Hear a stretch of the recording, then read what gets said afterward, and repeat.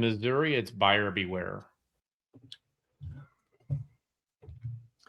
Okay, today I have the pleasure of talking with Jay Grossman again, talking from iAuto Agent, and we're talking about what happens when you buy from a private seller, or you're just in their Facebook Marketplace or that corner lot type thing, where the guys are just flipping cars and stuff, and maybe it sounds like a good deal, maybe it's not a good deal. I don't know. I mean, but Jay knows. So let's go ahead and get to the questions here, and let's just see what you guys say. So Jay, I have to know. I've got my own crazy story to tell you from one of my neighbors, but we'll go to that later. But what are some of the biggest risks that you see when you're buying from a private seller compared to, say, a dealer? I mean, what's the biggest risk, do you think? Well, depending on where you're located, in Missouri, it's buyer beware.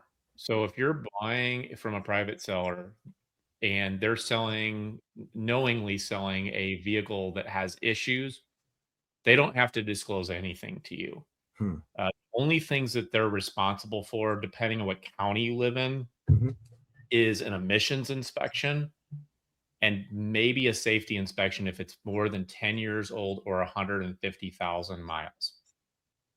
Those are Okay. really the big things in the beginning, is just knowing that when you are buying that vehicle, they don't have to disclose anything. So are you saying that I guess they don't, so a seller doesn't really have to worry about any type, they could just sell it as is, and you're buying it as is. So the dealer would have to be dealing with those inspections, those emissions, or they're checking, complying to the Missouri laws. And you're right, it was buyer beware, right? I mean, that's what you're saying. Correct. Dealers have more standards that they have to uphold too. So they have to get the inspection done just like the private owner, but they have to disclose if they know something wrong with the vehicle. That is something that they do need to do for the buyer. And it's one of those things that he said, she said. Oh yeah. So maybe the good dealers will actually say something like, they'll make them sign a disclosure letting them know that, hey, that we did look at this and there is frame damage on that vehicle or Hmm. something like that.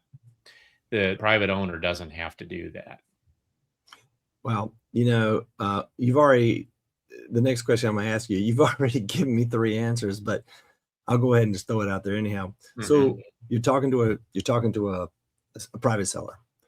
Yep. What are some of the things you should be asking him?